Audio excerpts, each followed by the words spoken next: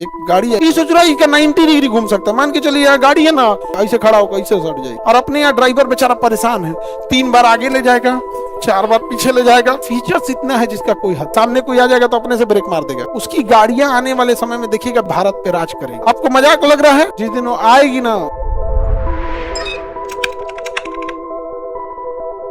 आने वाले टाइम पे एक गाड़ी आएगी BYD, बहुत जबरदस्त। हाँ, अरे ये गाड़ी जानते क्या होती है? जैसे मान के चलिए आपका कार है कोई, ठीक है, तो अमूमन जो होता है कार में, यहाँ एक चक्का होता है, आगे चक्का, यही चक्का को आप टर्न घुमा सकते, ये नहीं घुमा सकते। ये सोच रहा है कि 90 डिग्री घूम सकता है। मान के चलिए यार गाड़ी है ना, इधर जगह है ना, तो ये भी चकवा इधर 90 डिग्री घूम जाएगा, ये भी 90 डिग्री होगा, ऐसे खड़ा होकर ऐसे सट जाएगी, ऐसे डायरेक्ट हो जाएगी। आपका मन है ना कि आप केवल पिछला चक्का घुमाना चाहते हैं तो केवल पिछला घुमा दीजिए। और अपने यहाँ ड्राइवर बेचारा परेशान है, 3 बार आगे ले जाएगा, 4 बार पीछे ले जाएगा, फिर ले जाएगा तो तले दीवार में रगड़ देगा।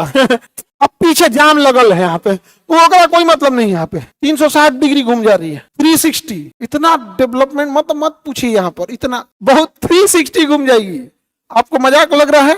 5 साल वेट कीजिए, ज्यादा बोल दिए हम 5 साल। जिस दिन वो आएगी ना, वहां पे यहाँ पे भारत में अभी भी इलेक्ट्रिक व्हीकल्स हैं, बहुत महंगी है, ईवी बहुत महंगी है, और उसका ईवी सस्ता है और फीचर्स इतना है जिसका कोई हद। अब ब्रेक असिस्ट है, सामने कोई आ जाएगा तो अपने से ब्रेक मार देगा। हाँ, अगर बाई द वे सामने कोई अपने से ब्रेक मार देगा, या बाई द वे आप अचानक आप खूब जोर से ब्रेक मार दिए तो अपने से कंट्रोल कर लेगा। इतना थोड़े मारा जाता है।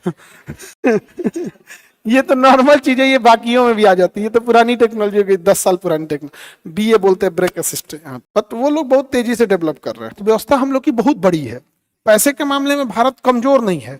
हमारे पास सबसे बड़ी प्रॉब्लम क्या है? Dependent population. पॉपुलेशन प्रॉब्लम नहीं है, याद रखिएगा। अगर पॉपुलेशन समस्या रहती ना तो हमारे बराबर ही जनसंख्या चाइना की है, बट हमारे यहाँ डिपेंडेंट पॉपुलेशन ज्यादा है। 80 करोड़ लोग शौक से नहीं, मजबूरी में राशन का खाना उठा रहे हैं। शौक से नहीं हम कह रहे हैं, मजबूरी में 80 करोड़ लोग। आप गौर करके सोच के देखिए, वहां पे राशन उनको खिलाना पड़ रहा है, 80 करोड़। इसका मतलब आप समझिए, उनका डायरेक्ट टैक्स में योगदान नहीं है, इनडायरेक्ट टैक्स में योगदान है। GST, बिस्किट, चावल जो भी खरीदेंगे जो उस पर है, डायरेक्ट टैक्स में योगदान नहीं है।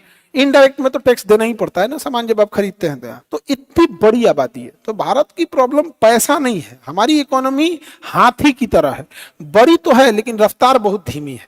और हमारा जो कंपटीटर है चाइना, पागल की तरह दौड़ रहा है, बेतहासा। इतनी मतलब समझिए राक्षस की रफ्तार से दौड़ रहा है। इतना मतलब जहां सोच रहे हैं वो पहले से बना के रखा हुआ है। उसकी गाड़ियां आने वाले समय में देखिएगा BYD भारत पे राज करेगी। और हमारे यहाँ डेवलपमेंट है, लेकिन प्रॉब्लम क्या आ रही है ना कि हमारे यहाँ आए दिन कोई आदमी आता है, साइंस का मजाक उड़ा के चल जाता है। कोई बाबा आएगा, साइंस का मजाक उड़ा के चल जाएगा, और उसको पब्लिक बड़ा पसंद करेगी। तो हम लोग वैज्ञानिक दृष्टिकोण के विरोधी बनते जा रहे हैं। विरोधी नहीं समझा गया? दुनिया ने कोरोना का वैक्सीन खोज दिया और रामदेव कोरोनिल बेच रहे थे, टांग दिया सुप्रीम कोर्ट उनको, नहीं समझे? तो हमारे यहाँ क्या है ना कि बड़ा एक से अभी देखना, ठंडी में दुनिया ब्लोअर बनाई, हीटर बनाई, गाड़ी बनाई, और गाड़ी में हीटर लगा दी, तो कपड़ा बनाया, ये बनाया। हम लोग के यहाँ पे एगो जड़ी बूटी आएगा, गर्म पानी में खाइए, धुआं देके उड़ जाइए।